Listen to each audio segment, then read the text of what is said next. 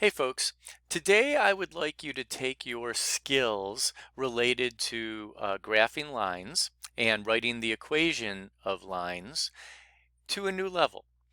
I want you to get to the point where you can create art, but today we're going to try something that is related to art. It certainly should be fun. That is, if you consider going like to the amusement park fun or going down a roller coaster. We're going to create little roller coaster rides for marbles using linear functions and algebra. So anyways, let's go ahead and take a look and see what I have in store for you.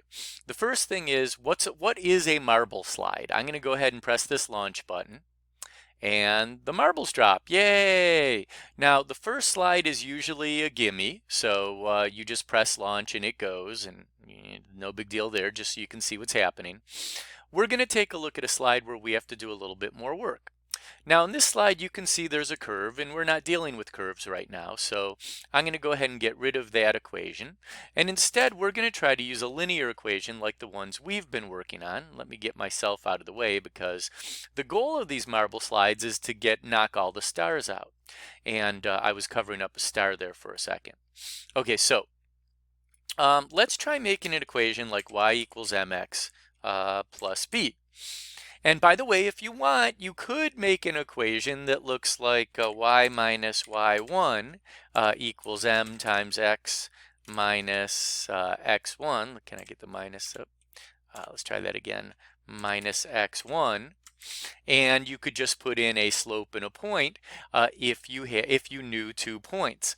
That's another way to get an equation, and Desmos would be more than happy to graph either of these. I'm going to keep this one aside for a second. We're going to focus on y equals mx plus b because it's way easier. All we need is a slope and a y-intercept. So the thing is how does the slope and the y-intercept work? You might remember that the slope is a number that represents rise over run.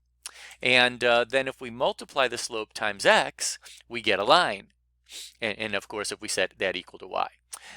Then if we add on to that another number, we can move the line up or down. So if I can go plus 1, the line goes a little higher. If I change that to plus 2, the line goes higher. Plus 3, the line goes higher. Plus 4, the line goes higher. Plus 5, the line goes higher, and etc., etc., etc.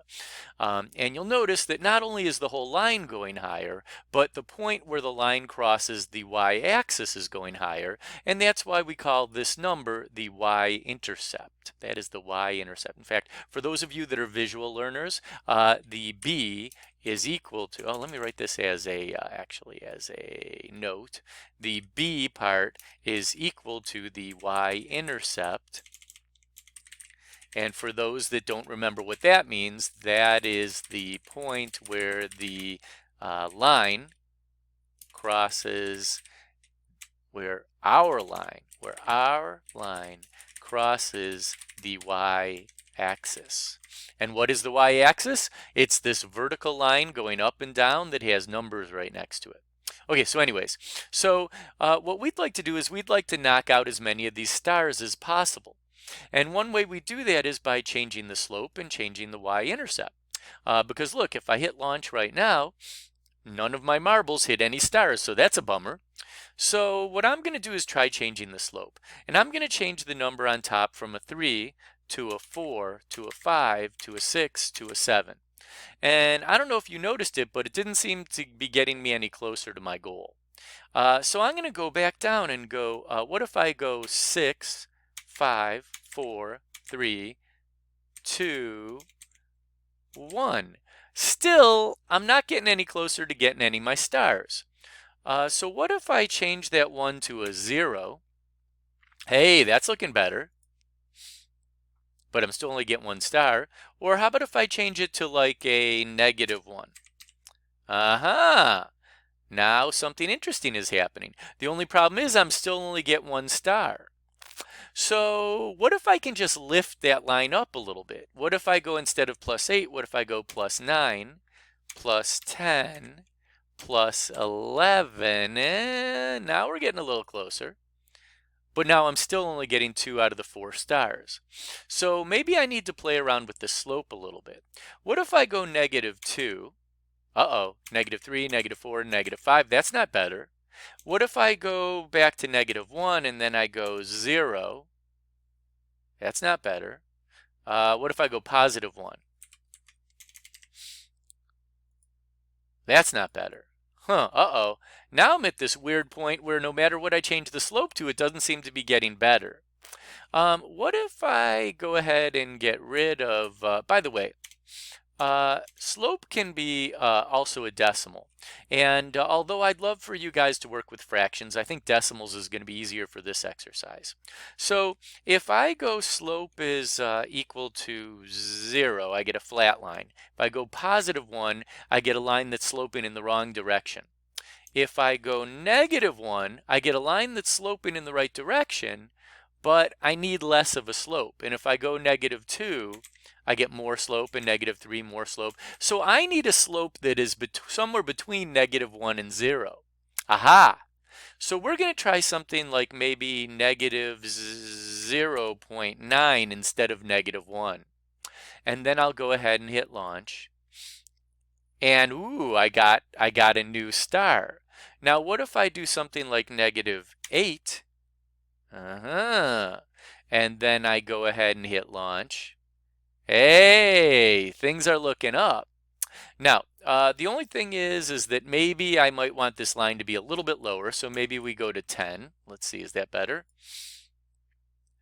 10 works if I have a little bit more of an angle. So if I go, instead of 0.8, if I go 0.7 or 0.6, 0.6, then the going up, moving the line up a little bit helps. These are the things you're going to play around with. You're going to play around with changing slope and changing y-intercept to try to make marbles hit stars. Now, the thing that I'm showing you is that sometimes you want your slope to be positive and sometimes negative, and sometimes you want your slope to be a number between 0 and 1, or between 0 and -1. And for that, you're going to have to play around with decimals until you get just the right slope. Now, there is something else. You'll notice that so far in all of the work that I've done, I never got all 4 stars. So there is a way to get tricky when you're making one line. And by the way, I want you to note the instructions here say change the sign of one number in the row below to fix the marble slide. So they're saying only change one thing. Now I'm cheating a little bit here. For my purposes of my demonstration, we're going to say change the two numbers. Change the two numbers in the row below to fix the marble slide, okay? Now, that will get us somewhere, but it doesn't get us everywhere. So there is extra stuff that we need to do. And by the way, back to these instructions. I want you to follow the instructions as to the letter when you are doing the marble slides. So for some of your marble slides, they'll tell you just to change numbers in one equation. And in some of the marble slides, they'll say use as many equations as you want. You can only use multiple equations if they tell you you can. And if they tell you just to change one number, then you must just change one number. So anyways, in this case, I'm doing a little bit more than what the instructions say because I want to show you some examples of different things. Now, what I'd like to be able to get all of these stars. And one way I could do it is if this line did not go all the way down. So I'm going to show you a neat trick to make it so that you only show part of the line. This is a concept that is known as the domain. Domain of a function is how much of the function we care about. That's what the domain of a function is. And another way that you might have heard about it in previous math classes is the domain is all possible x values. Now it turns out that we can have the domain of a function tell us how much of the function we care about, and we can do that by specifying x values. Now the way we'll do that is we're going to put a curly Q bracket in, and then we're going to say where we want the line to begin and where we want it to end. In this case, I'd like the line to begin at -1, and I'd like -1 to be less than x, and I'd like x to be less than some bigger number. Now if you look down here, here's the numbers on the x-axis. They go from 0 to 4 to 8 to 12 Actually, they go from -4 to 0 to 4 to 8 to 12.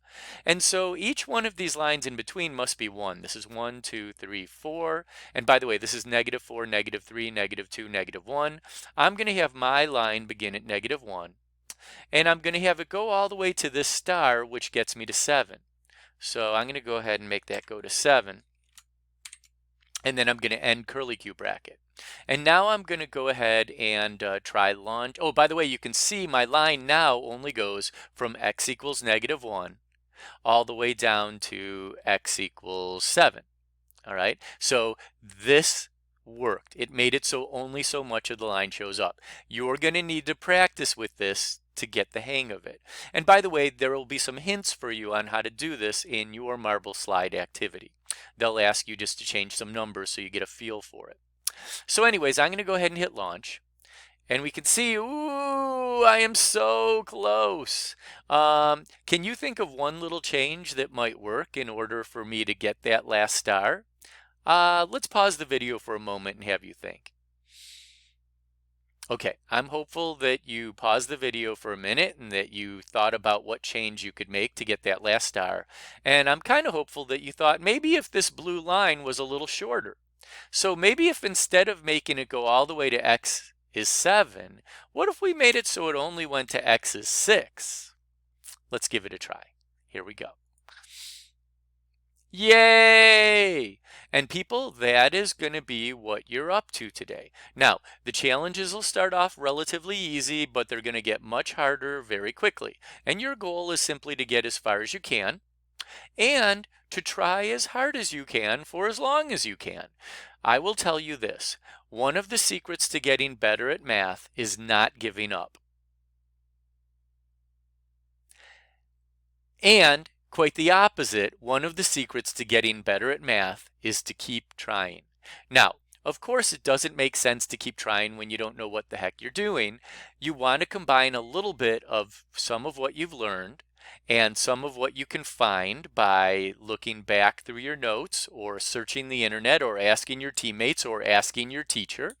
But the goal is for you to keep trying, keep thinking and trying, and see if you can improve. All right, I think I will tell you just a couple last things.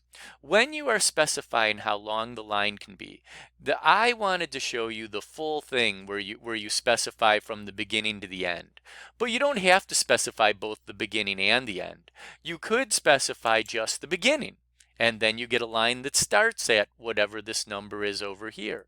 Or you could specify just the end. And if you do that, then you get a line that starts at negative infinity and goes all the way up to whatever point you want it to go. And when you're specifying the starting and the ending of a line, you can make the numbers positive or negative or decimal points if you want. So I can make this number -2 or 3 or 4, or I can make it +1 or 2 or 3 or 4, or even 0 for that matter. And the same with the other number. This number has to be bigger than the number on the left. So if this number is -3, this number could be -1. Actually, it could be -2 or -1 or 0 or 1 or 2 or 3 or 4.5 or 5.7, whatever makes you happy. The main goal for this activity is for you to explore and to learn through your exploration and discovery. Good luck, people.